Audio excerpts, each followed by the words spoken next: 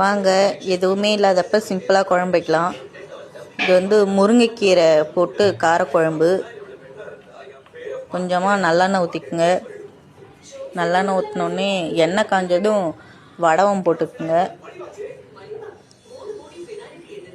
வடவம் நல்லா பொரிஞ்ச உடனே வெங்காயம் போட்டுக்குங்க. நான் வந்து ஒரு சின்ன வெங்காயம், மீடியமான வெங்காயம் 2 போட்டிருக்கேன். உங்களுக்கு அதிகமாக வேணுனாலும் நீங்கள் போட்டுக்கலாம். நான் வந்து இது ஒரு 4 பேர் சாப்பிட்ற மாதிரி நான் வைக்கிறேன். உங்களுக்கு தேவையான அளவுக்கு நீங்கள் போட்டுக்கணும். பூண்டு நான் ஒரு 15 பூண்டுக்கிட்ட சேர்த்துருக்கேன்.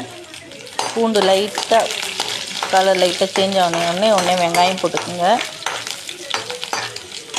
வெங்காயத்தையும் நல்லா வதக்குங்க.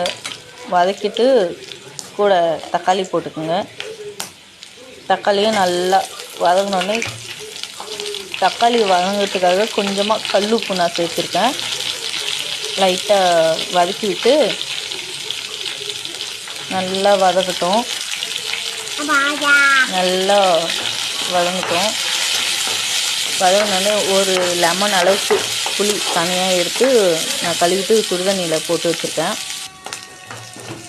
அதை நம்ம தனியாக நல்லா கரைச்சி வச்சுப்போம். நல்லா வெங்காயம் வதங்கிச்சு பார்த்தீங்களா, தக்காளி போட்டு கூட கழுவிட்டு லைட்டாக போட்டுக்கோங்க.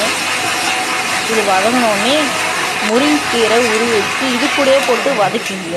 கொஞ்சம் தக்காளி நல்லா வதங்கினோடனே முருங்கைக்கீரையும் போட்டு வதக்கிங்க. வதக்கிட்டு கொதிக்க வச்சா கீரை வந்து கசப்பு எடுக்காது. நீங்கள் வதக்காமலே கீரையை போட்டிங்கன்னா 2 நிமிஷத்துலேயே உடனே இறக்கணும், இல்லைன்னா அது கொதிக்காதுல்ல. கீரை வந்து லைட்டாக தான் வேகணும். நம்ம வதக்கிட்டா பாருங்கள், லைட்டாக சுருண்டிருக்கு பார்த்தீங்களா, அவ்வளோதான், ரொம்பலாம் இல்லை. லைட்டாக இப்படி ஒரு கிளறி அதுக்கப்புறமா புளி தண்ணி ஊற்றிக்குங்க. ஏன்னா அப்போ தான் கெட்டும் போகாது. கீரையும் கசப்பு எடுக்காது. அதனால தான் நான் வதக்க சொல்கிறேன். வதக்கி செஞ்சு பாருங்கள், டேஸ்ட்டு வேறு லெவலில் இருக்கும். புளி கரைச்சி வச்சுருக்கேன் பாருங்கள்.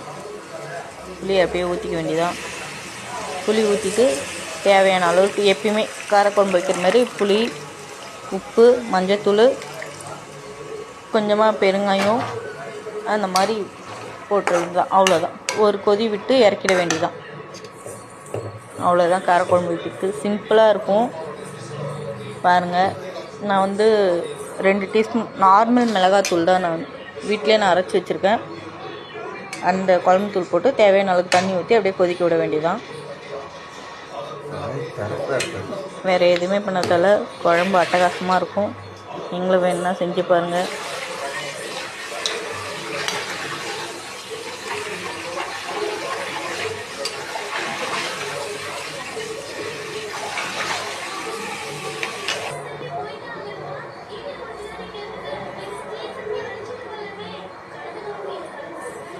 நல்லா கொதிக்குது பார்த்தீங்களா, அப்படியே எண்ணெய் பிரிஞ்சு நல்லா வரணும்.